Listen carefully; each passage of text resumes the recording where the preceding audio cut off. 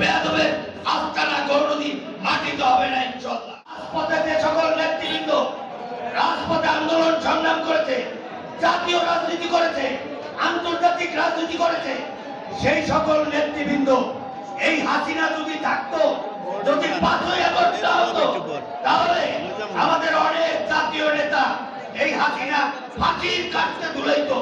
আপনারা সেটা জানেন। তার মধ্যে এই গৌরনদী আগলঝাড়া কৃতি সন্তান গৌরনদী আগলঝাড়া দুইবারের এমপি আমাদের নেতা জনাব জহিরুদ্দিন স্বপনও কিন্তু আসামি ছিলেন। আপনারা জানেন সেটা। মেট্রো রেল ভাঙা, টিভি ভবন ভাঙা, তারপরে বিচারপতির বাসভবন হামলা, পুলিশের পিস্তল ছিনতাই, পুলিশ হত্যা, এই সকল মামলার প্রধান আসামি মাননীয় মহাসচিব সহ আমাদের এই জাতীয় স্থায়ী কমিটির নেতৃবৃন্দ আমাদের গৌরনদী আগলঝাড়ার কৃতি সন্তান জনাব জহিরুদ্দিন স্বপনও আসামি ছিলেন। তখন এই সকল বেয়াদবরা কোথায় ছিল? এই 17 বছরে যারা এখানে বেয়াদবি বক্তব্য দেয় তারা কিন্তু একটা মামলার আসামিও নাই। আপনারা কি জানেন? একটা মামলার কোনো আসামি নাই।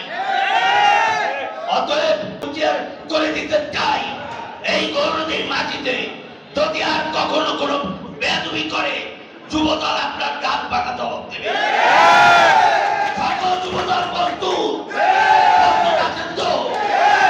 আমরা যুবদল প্রস্তুত আছি, আমাদের সাথে জাতীয়তাবাদী ছাত্রদল প্রস্তুত আছে। কোন বেয়াদবের আস্তানা গৌরনদী মাটিতে হবে না ইনশাআল্লাহ। এই প্রস্তুত, এই কথা রেখে, এই বক্তব্য রেখে আমি আমার সংক্ষিপ্ত বক্তব্য শেষ করছি। খুদা হাফেজ। বাংলাদেশ জিন্দাবাদ, জাতীয়তাবাদী যুবদল জিন্দাবাদ, শহীদ জিয়া অমর হোক, দেশনেত্রী বেগম খালেদা জিয়া জিন্দাবাদ, তারুণ্যের অহংকার তারেক রহমান জিন্দাবাদ, আমাদের নেতা গৌরনদী আগলঝাড়া মাটি ও মানুষের হৃদয়ের স্পন্দন জনতা জনাব জহিরুদ্দিন স্বপন জিন্দাবাদ।